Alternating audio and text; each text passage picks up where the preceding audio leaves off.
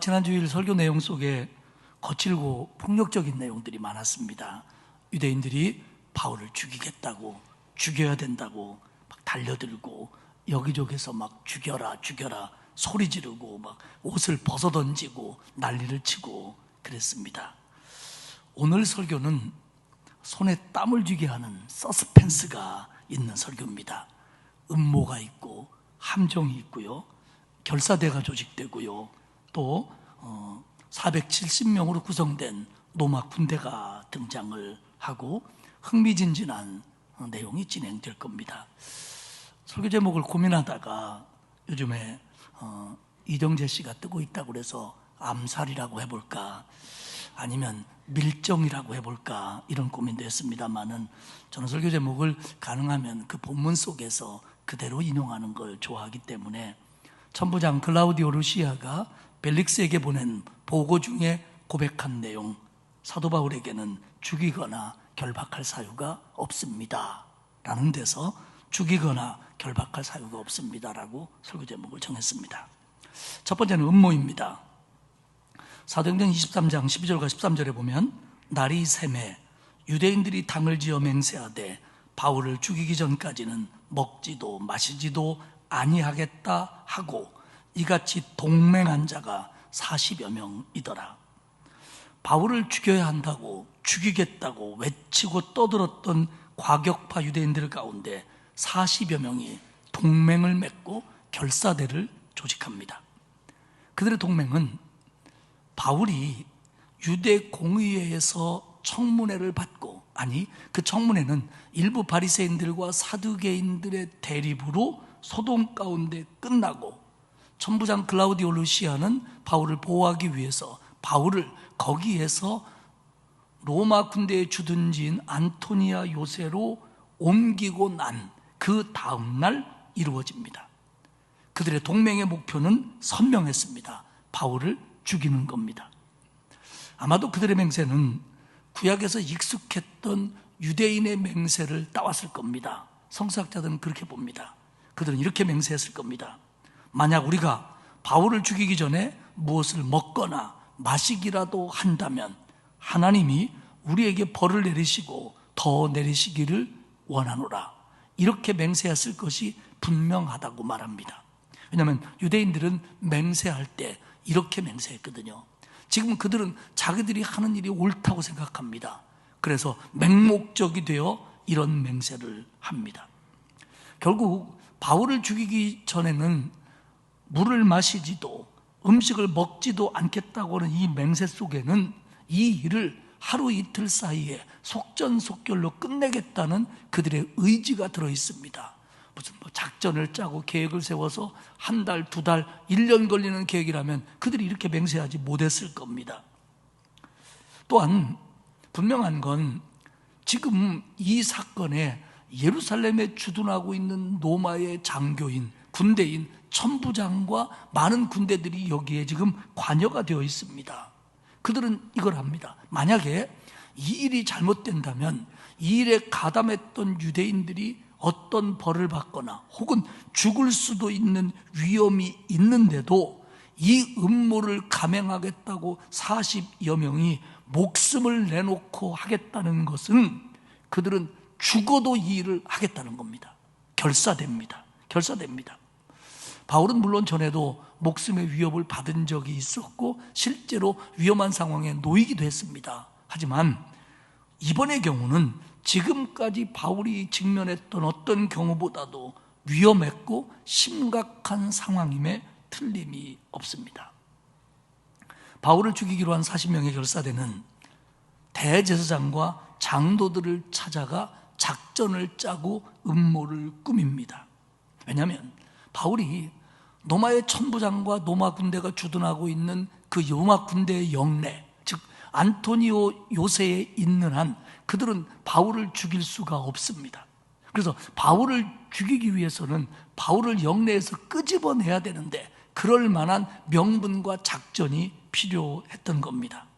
그래서 그들은 바울을 요새에서 끌어날 궁리를 합니다. 15절에 보면 이제 너희는 그의 사실을, 바울에 관한 얘기를 더 자세히 물어보려는 척 하면서 공회와 함께 천부장을 청하여 바울을 너희에게로 데리고 내려오게 하라.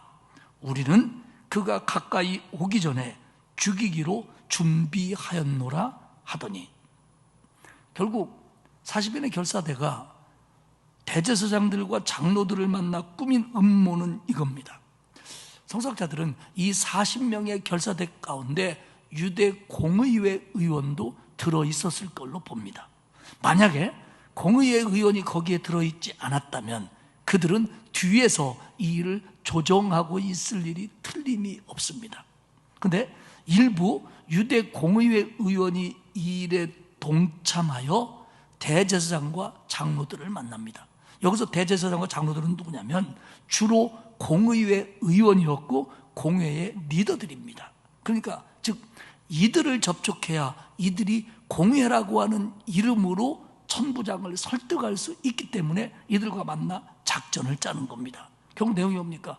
공회를 열겠으니까 우리가 사도 바울에 대해서 좀 더 알아보기 위해서, 그가 죄가 뭔지, 그의 잘못이 뭔지 아니면 그렇지 않은지를 알아보기 위해서 공회를 열 테니까, 지난번에 시집오지 됐으니까 공회를 열 테니까 천부장이여 바울을 우리에게로 보내주십시오 라는 요구를 공회 이름으로 천부장에게 하자라는 게 그들의 음모의 골자입니다.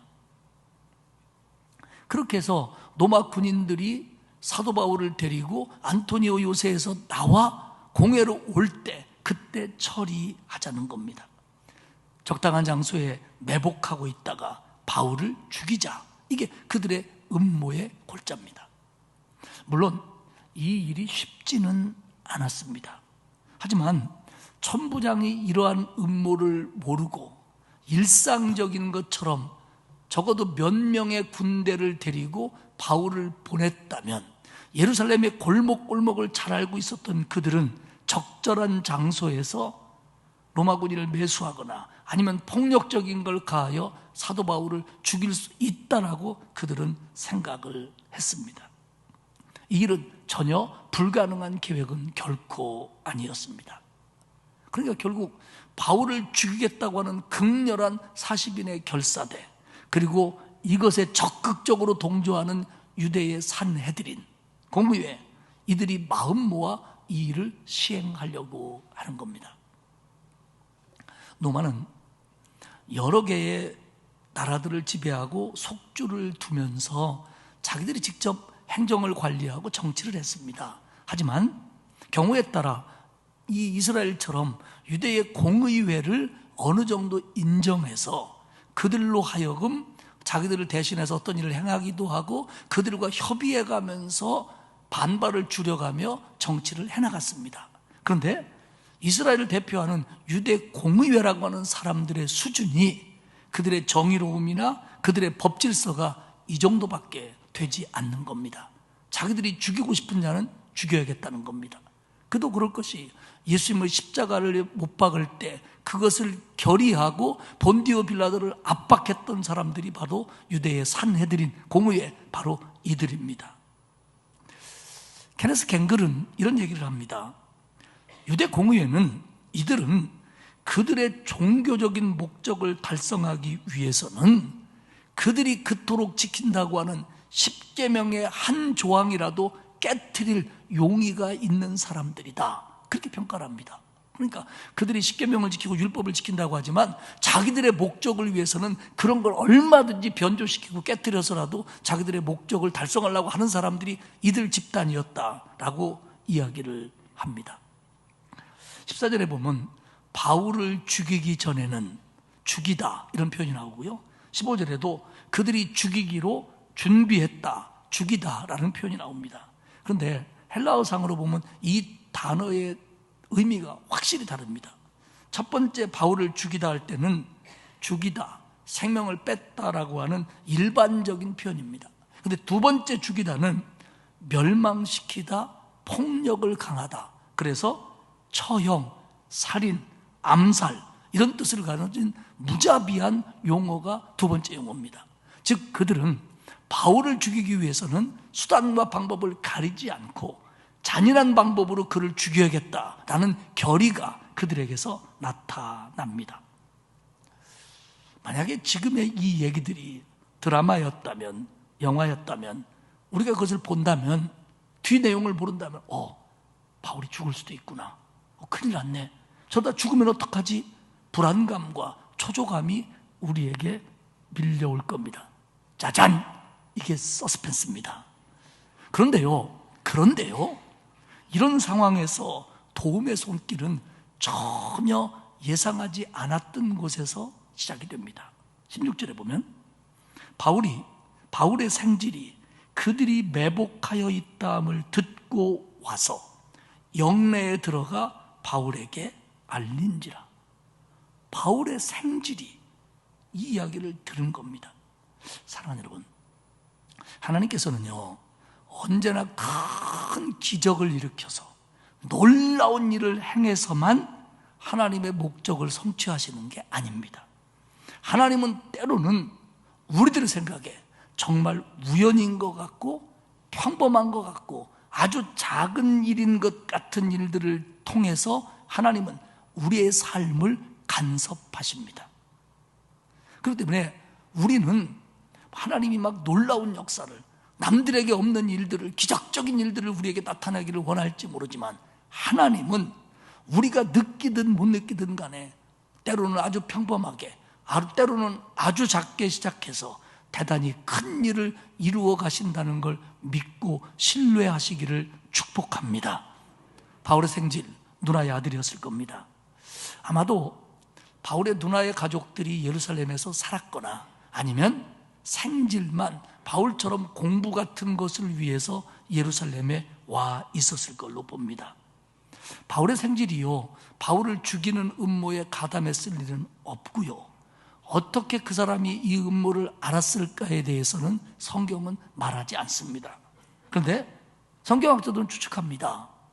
아마도 그렇게 알게 됐을 거다. 왜냐하면 이 일에 죽이겠다고 결사대에 들어간 사람이 40명이 넘었고, 그리고 이 일에 가담한 사람들은 예루살렘 내에서 사실 수백 명이 넘습니다. 그러니까 이러다 보니까 자기들은 비밀이라고 하지만 많은 사람들이 연루되어 있다 보니까 이런 비밀이 새어나갔을 것이다 라고 보기도 하고요, 생질의 가족들은 디아스포라 유대인들입니다. 그러니까 이방 지역에서 살다 온 유대인들이기 때문에 이방 지역에서 살다 온 유대인들이 모이는 회당을 출입했을 겁니다. 그러면 예루살렘 성전에서 이 일이 발단된 것이 에베소로부터 온 유대인들에 의해서 이 일이 발단이 됐는데, 결국 이방 동네에서 온 유대인들이 모이는 회당에서도 이런 것들이 회자되고 비밀스럽게 내어갔을 수도 있다는 겁니다. 그래서 어쨌든 바울의 생질이 이 일을 알게 된 겁니다. 분명한 건 바울의 생질이 기도하는 중에, 꿈꾸는 중에 하나님이 환상적으로 나타나셔서 야, 바울을 죽이려고 하는 놈들이 있다 라고 가르쳐 준 건 아니라는 겁니다. 일상 속에서 우연히 알게 된 겁니다. 사실은 우연이 아니고 하나님의 역사지요. 또 말씀드립니다마는 하나님의 간섭은, 하나님의 역사는, 하나님의 일하심은 평범한 일상을 통해서도 얼마든지 하고 계시다는 걸 우리는 잊지 말아야 됩니다. 그 이야기를 들은 생질은 가슴이 떴을 겁니다. 그래서 바울이 있는 노마군의 영내로 달려갔고 바울을 만나 이 사실을 알려줍니다. 바울은 로마의 시민권자이기 때문에 이런 면회 정도는 자유롭게 될 수 있었을 것이 맞습니다. 그 이야기를 들은 바울은 옆에 있던 백부장에게 얘기합니다. 이 사람이 내 생질인데 굉장히 중요한 얘기를 할 겁니다. 그러니 천부장을 만나게 해주십시오. 꼭 만나서 천부장이 알아야 될, 들어야 될 얘기가 이 사람이 할 겁니다. 백부장은 생질을 데리고 천부장에게 데리고 갑니다. 생질은 천부장에게 이야기를 시작합니다. 천부장님, 유대인들이 음모를 꾸밉니다. 그리고 바울을 죽이려고 합니다. 그래서 바울에게 자세하게 묻는다라는 핑계로 바울을 공회에 오도록 해달라고 당신에게 요청을 할 겁니다. 그러면서 21절입니다. 당신은 그들의 청함을 따르지 마옵소서. 그들 중에는 바울을 죽이기 전에는 먹지도 않고 마시지도 않기로 맹세한 자 40여 명이 그를 죽이려고 숨어서 지금 다 준비하고 당신의 허락만 기다리나이다. 지금 유대인들이 음모를 꾸미고 있습니다. 바울을 신문한다는 핑계로 공회를 소집하고 보내달라고 할 겁니다. 보내시면 안 됩니다. 40여 명이 매복하고 바울을 죽이려고 합니다. 그들은 바울을 죽이기까지는 먹지도 마시지도 않겠다고 맹세한 사람들입니다. 그러니 절대로 보내시면 안 됩니다.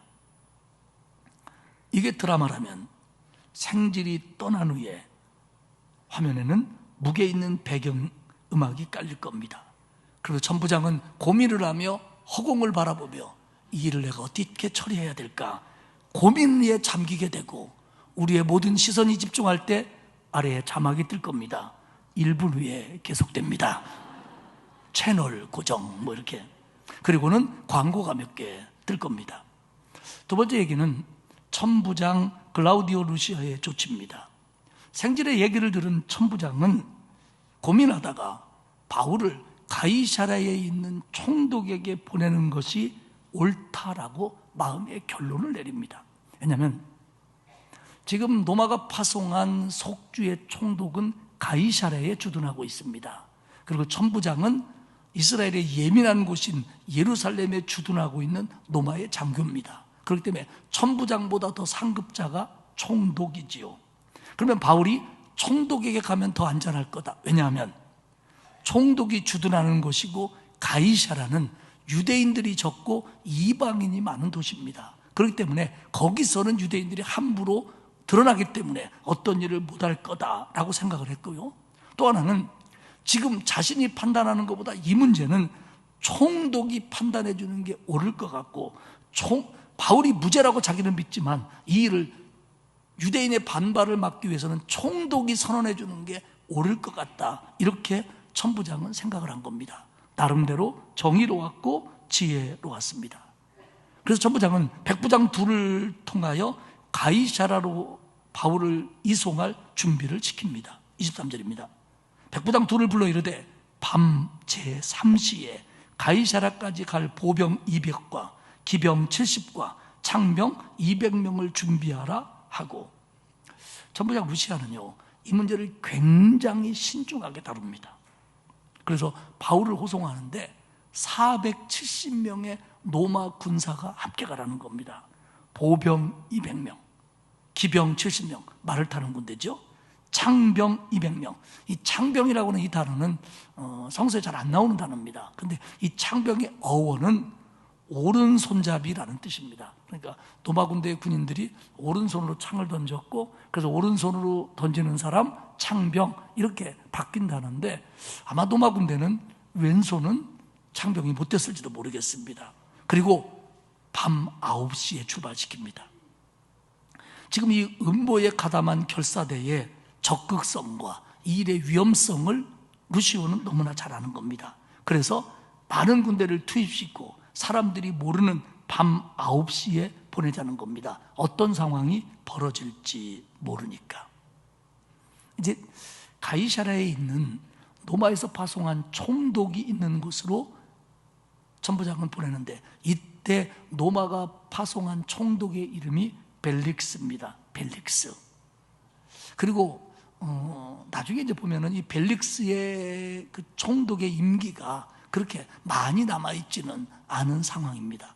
그래서 루시오는 편지까지 써서 바울에 대한 자기 의견과 상황을 적어서 군대와 함께 벨릭스 총독에게 보냅니다. 26절에 보면 글라우디오 루시아는 총독 벨릭스 각하에게 문안하나이다.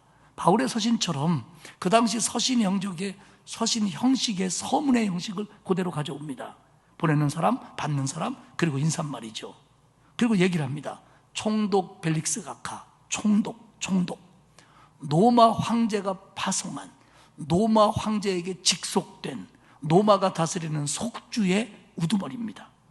그런데 이 벨릭스는요, 역사학자들의 의견의 말에 의하면 이 벨릭스가 원래 로마인이 아니고 해방된 노예 출신입니다. 그러니까 로마는 여러 나라들을 지배하면서 그 나라 사람들을 노예로 삼았는데, 그 노예들을 군대로 쓰기도 하고 뭐 자기들에게 심부름도 시키고 하다가 그들이 공을 세운다거나 뭐 똑똑하다거나 그러면 거기서 자유인으로 신분을 바꿔주는데, 이 벨릭스가 그런 사람이라는 거예요. 그래가지고 그런 사람이 로마가 파송한 유대의 총독까지 됐다고 하는 것에 대해서 모든 사람을 놀랍게 한 사람이다, 이 벨릭스가.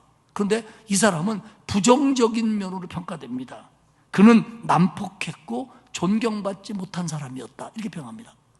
역사학자 타키투스는, 이 타키투스는 기독교 역사학자가 아니라 일반 역사학자입니다. 타키투스는 그를 어떻게 평가하냐면 이렇게 평가해요. 그는 노예 정신으로 왕의 권력을 대리 행사한 잔악과 욕망의 대가이다. 그러니까 이 벨릭스가 여기까지 올라오기까지, 그리고 여기서 다스리는 방법이 굉장히 잔혹스러웠고 자기 욕망을 채우는데 급급했던 그런 총독이었다, 이렇게 평가합니다. 그에게 편지를 보내면서 27절에 이렇게 얘기합니다. 이 사람이 유대인들에게 잡혀 죽게 된 것을 내가 로마 사람인 줄 들어 알고 군대를 거느리고 가서 구원하였습니다. 거의 죽을 뻔했던 바울을 구원한 건 맞습니다. 그러나 자신이 바울을 신문하려고 채찍질하려고 했다, 지금 이 상황이 벌어진 곳이 성전이었다, 이런 얘기는 루시아가 쏙 빼놓습니다. 왜냐하면 그도 천부장으로서 총독에게 잘 보이고 싶은 마음이 있기 때문에 자기에게 불리한 건 다 빼고 그런 얘기만 씁니다. 그러면서 말합니다. 내가 이 사람이 왜 고발을 당하는지 알아봤더니 29절, 고발하는 것이 그들의 율법 문제에 관한 것뿐이요 한 가지도 죽이거나 결박할 사유가 없음을 발견하였나이다.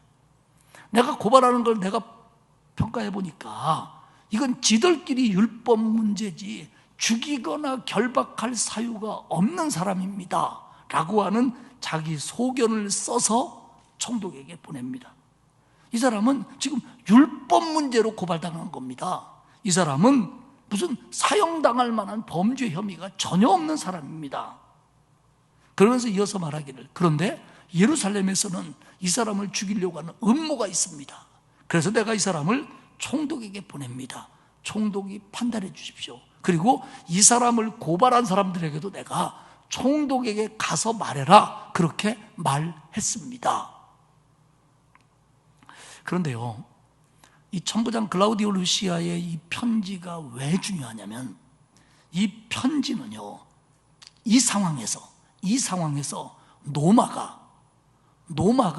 기독교인들을, 그리스도를 따르는 사람들을 어떻게 보고 있느냐의 단면입니다. 지금까지 적어도. 그러니까 지금 총독의 생각은 천부장의 생각은 이겁니다. 바울이 복음을 전한 거, 바울이 메시지를 전한 거, 바울이 가르친 거, 예수의 십자가 부활, 그리고 그의 삶, 이런 것들이 로마 법에 위배되는 범죄 행위가 아닙니다 라는 자기 나름대로의 소신입니다. 그러니까 유대인의 신앙이 그들의 율법 문제지 로마하고는 아무런 범죄적으로 접촉될 일이 없는 겁니다 라는 얘기입니다. 그런데 우리는 이 얘기를 사도행전 18장에서도 한 번 더 들었습니다.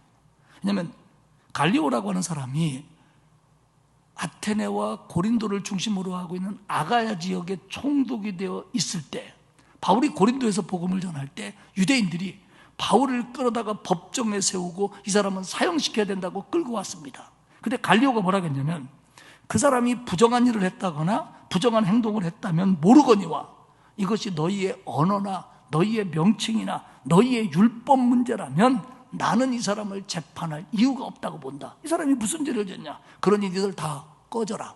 그러면서 유대인들을 쫓아내버립니다. 그런데 이때 갈리오 집안이 바로 로마의 집정관 집안이었습니다. 그렇기 때문에 그 당시 제가 설교하면서 말씀드린 것이, 이 갈리오의 판결이 상당 동안 어떤 원칙 같은 것이 되었다 말씀을 드렸고, 지금 천부장 루시오도 그렇게 생각을 하고 있다라고 하는 겁니다. 우리는 로마가 이제 기독교를 나중에 가서 굉장히 핍박합니다. 그래서 막 사람들이 죽고 교회 지도자들이 순교를 당하고 그러는데, 적어도 지금까지는 로마가 대대적으로 나서서 기독교를 박해하지 않습니다. 물론 조금 더 지나서 AD 64년에 네로라고 하는 아주 특별한, 저는 뭐 또라이라는 말을 쓰고 싶습니다만은 설교 중이라 못 쓰는데, 그런 황제가 나와가지고 기독교인들에게 로마 화제의 죄를 뒤집어 씌우고 박해를 합니다. 그리고는 이어서 뭐 도미시안이 조금 박해를 하지만, 그래서 그때 뭐 사도 요한 유배를 당하고 하지만, 이때 박해는 그때뿐이었습니다. 그리고 2차 박해 때 뭐 트라이안이나 무슨 하드리안이나 마르크스 아우넬리우스나 이런 황제들이 박해를 하는데, 그래도 그때 박해는 지역적이었고 간헐적이었습니다. 심지어는 그들의 칙령은 뭐냐면, 아무리 기독교인이라고 하더라도 재판 없이 그들에게 벌을 내리지 말아라 라고 하는 황제의 칙령이 내릴 정도로 그 박해는 심한 박해가 아니었습니다. 그러나 249년, 그러니까 250년 이후에 로마의 3차 박해가 오면서부터는, 그때부터는 제국 전역이 본격적으로 박해합니다. 왜냐하면 그때는 로마 제국이, 서로마 제국이 나라가 망해갑니다. 그러면서 이 망해가는 핑계를 어디서 잡냐면, 로마가 여러 신들을 섬겼는데 그 신을 안 섬기고 예수만을 섬기는 것들이 로마 제국의 많아짐으로 말미암아 로마 제국의 신들이 우리를 버렸다. 그래서 로마 제국이 이렇게 쇠망하여 간다. 그리고 기독교인들은, 그때 기독교인들이 굉장히 늘어났습니다. 기독교인들은 로마 제국의 법을 따르지 않고 로마 황제를 신으로 여기지 않는 반제국적인 주의자들이다. 이래서 사실은 AD 249년, 250년부터 박해가 막 시작됩니다. 그래서 뭐 데시우스라든지 디오클레시안이라든지 갈레리우스라든지 이런 사람들에 의해서 박해가 시작되다가, 이제 이 갈레리우스라고 하는 황제가 기독교를 박해를 무지하게 했는데 나중에 병이 듭니다. 그래가지고 기독교인들이 당신 예수 믿는 사람 핍박해서 그래서 그래. 그래가지고 핍박을 완화합니다. 이때가 300년대 초기고요. 그때부터 시작해서 콘스탄티누스로 이어지는 과정 속에서 이제 기독교가 공인이 되고 기독교가 국호가 되는 이런 과정을 겪지요. 근데 지금은 기독교에 대해서 로마가 박해하지 않을 때입니다. 그리고 바울이 박해를 받는 것은 주로 유대인들에 의해서, 유대인들이 지네가 잡아 죽인 예수를 구주라고 하니까 그걸 가지고 무슨 뭐 헬라인이나 로마인을 선동해서 압력을 가한 거거나 핍박을 가한 거지 공식적인 박해가 아니었습니다. 그러니까 지금 천부장의 입장도 그렇고 사실은 총독도 그런 입장을 갖기를 바라는 겁니다. 그래서 23장 31절 32절에 보면, 보병이 명을 받은 대로 밤에 바울을 데리고 안디바드리에 이르러 이튿날 기병으로 바울을 호송하게 하고 영내로 돌아가니라.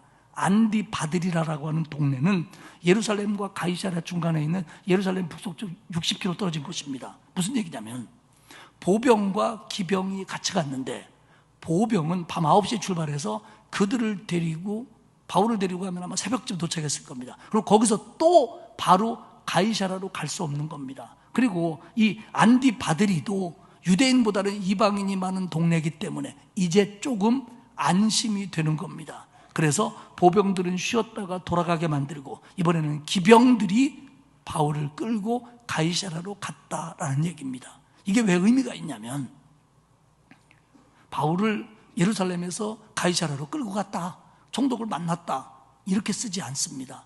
굉장히 자세하게 씁니다. 바로 구체적으로 목격한 생생한 사람의 증언이라는 얘기입니다. 이게 꾸며낸 얘기거나 누구에게 듣고 쓴 얘기가 아니라 정말 그 자리에 있었던 바울, 그리고 그 얘기를 들은 누가, 이런 사람들에 의해서 기록된 얘기라고 하는 겁니다. 총독은 바울을 만나고 루시아의 편지를 읽습니다. 34절 35절에 보면, 총독이 읽고 바울더러 어느 영지 사람이냐 물어 길리기아 사람인 줄 알고 이르되 너를 고발하는 사람들이 오거든 네 말을 들으리라 하고 헤롯 궁에 그를 지키라 명하니라. 총독이 제일 먼저 물어본 게요, 너 어디 사람이냐 이렇게 묻습니다. 이게 무슨 의미냐면, 총독은 이 일이 골치 아픈 거예요. 루시아의 편지를 읽어보니까 죄는 없는 것 같고요, 근데 유대인들은 죽이겠다고 달력들고요, 이거 괜히 잘못 판결하면 골치 아플 것 같거든요. 그러니까 자기네 동네 사람 아니면 안 하려고, 어디 사람이냐 그랬더니 길리기아 사람이라는 거예요. 근데 그 당시에는 벨릭스가 유대와 길리기아를 함께 다스리는 총독이었습니다. 그러니까 이걸 안 다룰 수가 없는 거예요. 그래서 다루겠다, 알았다. 그러면 너를 고발하는 사람들이 오면 그때 다루자. 그러면서 이 사람을 가두고 잘 지켜라. 그러니까 클라우디오 루시아의 보고를 받았는데도 총독은 바울에게 우호적이지 않습니다. 이게 벨릭스 스타일이에요. 그리고 뒤에 나올 텐데 벨릭스가 이 재판을 자꾸 끌고 갑니다. 결정을 안 내리고 자기 임기 끝나면 가려고, 그리고 유대인의 환심을 살려고 끌고 갑니다. 천부장이 무죄를 보고했는데, 그러면 총독으로서 무죄를 선언해야 되는데 그렇게 하지를 않아요. 사랑하는 여러분, 세상은요 하나님의 사람들의 고통과 고민에 대해서 관심이 없습니다. 우리의 삶이 때로는 억울할 때도 있고 고난에 빠질 때도 있고 문제가 해결되지 않을 때도 많습니다. 그런데 세상은 이 일을 해결해 주려 하지 않습니다. 오직, 그리고 그들은 해결해 줄 능력도 없습니다. 그러니까 우리의 문제는 하나님이 풀어줘야 되고 하나님이 만져줘야 되고 하나님이 해결해 주셔야 되는데, 지금 바울의 입장에서 보면 천부장에게 무죄 판결을 받았고요, 그리고 총독도 반드시 자기를 무죄라고 판결해야 돼요. 그리고 천부장이 그렇게 보고까지 해서서 총독에게 보냈다면 금방 이 문제가 해결됐어야 맞아요. 바울도 어쩌면 그렇게 기대했을지 몰라요. 그런데 이 문제가 해결되지 않습니다. 이 문제가 시간이 질질 끌고요, 바울에게 여러 가지로 부담과 어려움을 줍니다. 사랑하는 여러분, 그런데 우리의 문제가 살아가면서 그게 내 문제든 건강이든 물질이든 자식이든 사업이든 직장이든 간에 꼬여있고, 이건 해결되는 게 맞고, 이거는 내가 기도한 문제고, 이거는 이제 끝날 때가 됐는데 하더라도 끝나지 않을 때, 여러분 낙심하지 마십시오. 거기는 내가 모르지만 하나님의 뜻이 있고, 나는 지금 내 생각대로 되지 않는다고 할지라도 하나님은 이 일을 끌고 가고 계시다는 걸 믿으시기를 축복합니다. 벨릭스가요 여기서 계속 질질 끌고요, 그리고 떠나고요, 베스토 총독이 오고 뭐 아그리빠가 방문하고 이런 일들을 겪으지만 바울의 일이 선명하게 해결되질 않아요. 그리고 바울은 결국 죄수의 몸이 되어 황제의 재판을 받기 위해서 로마로 갑니다. 물론 바울의 입장에서는 편하게 갔으면 좋겠지만 하나님은 오히려 그 일을 통해서 바울이 할 일을 더 계획하고 계시는 것이 성경 속에서 분명하거든요. 그렇기 때문에 여러분, 중요한 건 뭐냐면, 지금 내가 눈물을 흘리고 억울하고 고난당하고 있고 문제가 해결되지 않고 이럴 때 하나님을 원망하고 왜냐고 묻기보다는, 아니야, 여기에 하나님의 뜻이 있어. 하나님은 지금 생지를 통해서 우연한 것처럼 듣게 하여 바울을 살려낸 것처럼 지금도 하나님은 내가 모르는 곳에서 나를 위해서 역사하고 계셔, 이렇게 믿고 하나님의 손길을 신뢰하는 겁니다. 이게 제일 중요한 겁니다. 그래서 하나님이 나를 책임져 주시고 가는 것을 신뢰해야만 하나님을 믿을 수 있고, 그리고 하나님의 뜻에 나를 맡기고 순종하며 나는 평안할 수 있다는 겁니다. 사랑하는 여러분, 우리 생각대로, 우리 계산대로 이제는 끝날 때가 됐는데, 하나님 이제는 해결받을 때가 됐는데요, 이건 분명히 내가 맞지 않습니까? 이거 내가 억울한 거 아닙니까? 그런 것이 우리 세상에 얼마나 많습니까? 하지만 하나님은 그런 과정 속에서도 나를 놓으신 게 아니라 나를 붙잡으신 거고, 하나님의 방법으로 나를 이끌어 가심을 신뢰하고 믿고 따를 때 우리는 반드시 그 열매를 보게 될 줄로 믿습니다. 그런 신뢰를 가지고 하나님을 바라보고 하나님의 손길을 느끼며 따라가는 저와 여러분 모두가 되시기를 주님의 이름으로 축복합니다. 사랑이 많으신 아버지 하나님, 고맙습니다. 하나님의 손길은 우리가 느낄 때 못 느낄 때 우리를 만지시며 우리를 붙드시며 이끌어 가고 계신 것이 분명한데, 우리는 믿음이 약하여 흔들릴 때도 있고 두려워할 때도 있고 원망할 때도 있고 평안을 잃을 때가 한두 번이 아니었음을 고백합니다. 하나님, 우리에게 믿음 더하여 주옵소서. 나를 만져주시고 나를 붙드시고 나를 책임져 주시고 이끌어 가시는 하나님의 손길, 하나님의 사랑, 하나님의 은혜를 신뢰하며 믿고 순종하는 우리가 될 수 있도록 하나님 붙잡아 주옵소서. 감사드리며 예수님의 이름으로 기도합니다. 아멘.